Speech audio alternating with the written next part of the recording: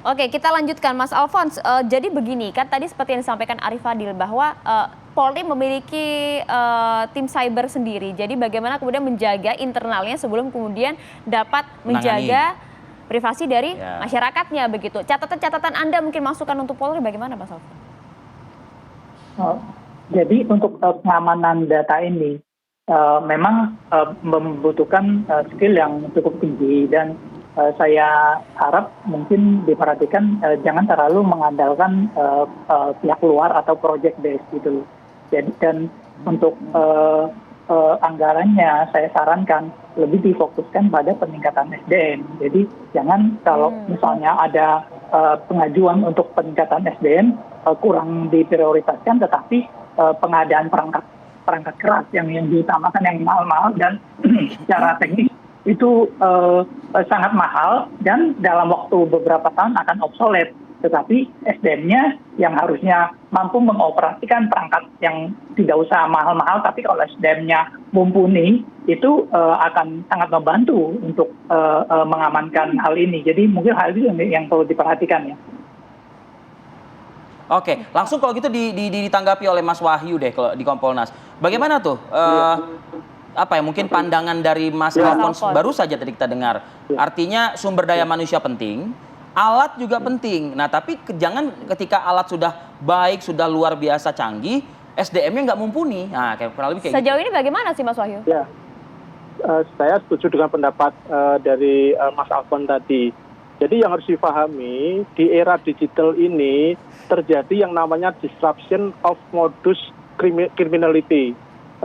Banyak modus-modus kriminalitas yang baru yang itu tidak pernah dipikir atau dibahas atau dipelajari 5-10 tahun yang lalu. Para pejabat kepolisian sekarang ini waktu kuliah di Akpol dan pendidikan tidak pernah mengenal adanya ancaman ini karena ini memang disruption yang bergerak cepat sekali. Nah, jadi kami Kompolnas terus terang mendorong ketika komposisi anggaran ini juga harus benar-benar diperhatikan dengan melihat perkembangan masa depan. Jadi sekarang ini yang harus dilakukan kalau kita keluar negeri bukan hanya best practice tetapi future practice. Jadi kita melihat ke depan ini persoalannya apa. Saya kira dinamika disruption ini kan sangat cepat sekali. Jangan kita tergantung tadi betul masalah vendor maunya barangnya laku. Tapi yang menangani ini orang di belakangnya ini yang menjadi masalah. Lah, bagaimana membina orang, mendidik orang? Iya betul. Mendidik orang ini kan bukan persoalan sederhana dan bukan persoalan yang mudah. Ini harus betul-betul terencana dan tersistem dengan bagus. Karena kita lihat ancaman sekarang ini memang tadi betul istilah periman digital. Saya senang sekali ada istilah baru nih, periman digital. Ini artinya ada yang namanya yang saya sebut tadi disruption of modus criminality ini ada modus kriminalitas baru di mana yang dulu dengan fisik sekarang sudah dengan non fisik dengan dunia maya. Tadi disebutkan artinya dari Brasil, apakah betul Brasil tidak? Nah, ini memang saya tadi malam diskusi panjang lebar dengan teman-teman di Mabes ya. Memang sekarang sedang dilakukan investigasi itu dan saya kira itu ranahnya teman-teman di sana untuk nanti mengungkap. Tetapi Mas Wahyu, itu bagaimana?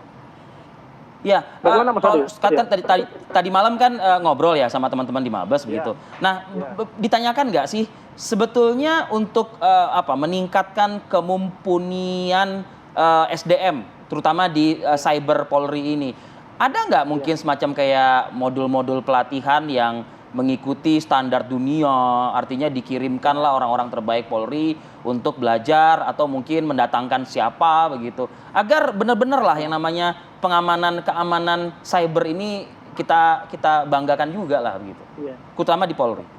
Ya, ada, tetapi problemnya ternyata Indonesia ini kan sangat luas, anggotanya banyak, dan itu butuh waktu.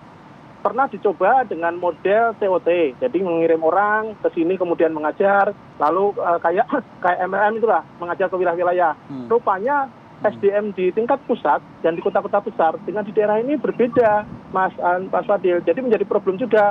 Maka kami Kompolnas mendorong ketika ada era seperti ini, maka rekrutmen itu harus juga menjadi perhatian. Karena awal mula SDM itu kan dari rekrutmen, baik itu bintara maupun perwira di Akpol maupun yang sumber sarjana. Ini harus benar-benar memperhatikan tantangan, persoalan, dan apa yang menjadi tuntutan masyarakat.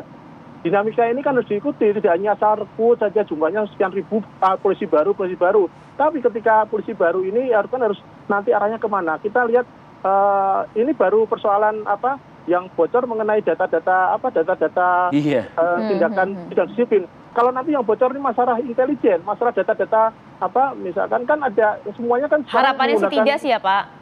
Ya, tetapi ini artinya ancaman itu ada dan itu saya kira harus dihadapi dengan satu teknologi yang didukung dengan infrastruktur yang kuat. Yang dua tadi betul Mas Alfon, SDM-nya juga harus siap. Karena polisi ini kan bukan hanya fungsinya bukan hanya serse, Mbak. Dan Mas Fadil ada juga di sana Binmas, ada lalu lintas, ada Sabara, dan semuanya sekarang eranya digital. Prima digital ini tidak hanya persoalan ojol saja, di banyak pihak juga banyak masalah. Saya kira ini yang harus menjadi perhatian khusus. Kami Komponas tentu akan selalu mendorong. Kami tiap minggu rapat internal dan kami kalau ada hal yang kasus-kasus penting menonjol, kami memberikan rekomendasi atau masukan langsung kepada internal Polri. Oke, Mas Wahyu. Ya. Sebelum ke Mas Alfon nih, sedikit saja mungkin kita keluar dari yang namanya mungkin cyber Polri ini. Nah, tapi apapun itu saat ini kan data tersebut kan sudah di masyarakat nih, ya Mas Wahyu ya. Seharusnya kan sekecil apapun informasi tersebut seharusnya dianggap menjadi penting. Kenapa dianggap menjadi penting? Untuk memulihkan lagi citra nama baik Polri kan gitu kurang lebih. Sejauh mana Polri akan konsisten memfollow up, menindaklanjuti data-data meskipun data tersebut masih belum valid lah seperti itu, agar institusi ini ke depannya bisa kembali bersinar. Ya, gitu. Clear juga di masyarakat, tidak ada keraguan. Ya. Sejauh yang saya pantau dan saya diskusikan, teman-teman di Direktorat Siber sudah kerja keras. Dan data yang muncul ini data yang sebetulnya sudah dilaksanakan. Kalau dalam bahasa hukum sudah ingkrah lah, sudah putusan ini yang bocor. Karena kan ada hukumannya, di sana kan ada yang hukumannya, hukum ditunda kenaikan pangkatnya, ada yang ditunda pendidikannya, sekolahnya, dan macam-macam lah di situ. Nah, itu sebetulnya Komisi Sidang Disiplin yang merupakan kewenangan internal Polri dalam hal ini Propam. Dan saya kira teman-teman di Cyber maupun di Propam, saya kira sudah mengantisipasi betul mengenai hal ini dan bagaimana tindakan yang harus dilakukan. Mereka sudah berpikir panjang lah saya kira. Ya, karena kalau dari diskusi tadi malam sudah kelihatan sekali ini didalami dan ditangani dengan serius. Kata-kata itu saya kira dalam maknanya saya kira ya. Oke, baik. Terima kasih Mas Wahyu, terima kasih Mas Alfons atas pandangannya juga masukannya untuk Polri pada pagi hari. Terima kasih, salam sehat untuk semuanya.